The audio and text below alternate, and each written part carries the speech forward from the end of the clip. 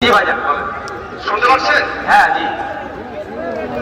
তো বড় ভাইয়েরা নির্দেশ পেলে আমাদেরকে আমরা আউট করে চাইলাম, অর্থাৎ শহীদুল্লাহ চত্বরই আমরা নিলাম। বাংলা রাজ্য সরকার আমাদেরকে ইন্ডোর দেওয়ার চেষ্টা করছিল, অর্থাৎ ঘরে ঢুকিয়ে দেওয়ার চেষ্টা করেছিল।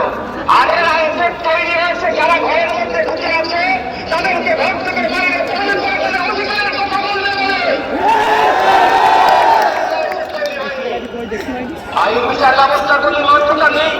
দুর্ভাগ্যের বিষয়, সিঙ্গেল বেঞ্চ রোডারকে আমরা চ্যালেঞ্জ করে ডিভিশন বেঞ্চে গিয়ে, কিন্তু ডিভিশন বেঞ্চ এটা আসলে যায় দেশের ক্ষেত্রে।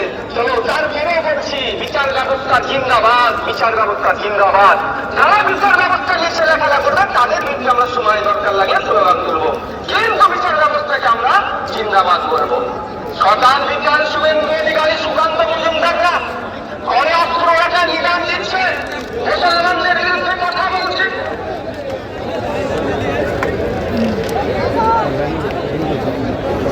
রেস্ট্রিকশন হয় না, আর সবসময় বিভিন্ন সম্প্রদায়ের মধ্যে ঐক্য করার চেষ্টা করছে, সেতু বন্ধনের চেষ্টা করছে, সাম্প্রদায়িক সম্প্রীতি এগিয়ে নিয়ে যাওয়ার চেষ্টা করছে।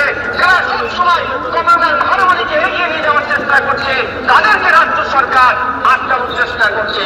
এর জবাব মানুষ দেবে, জনগণ দেবে। জনগণের হাতে আমি ছেড়ে দিলাম।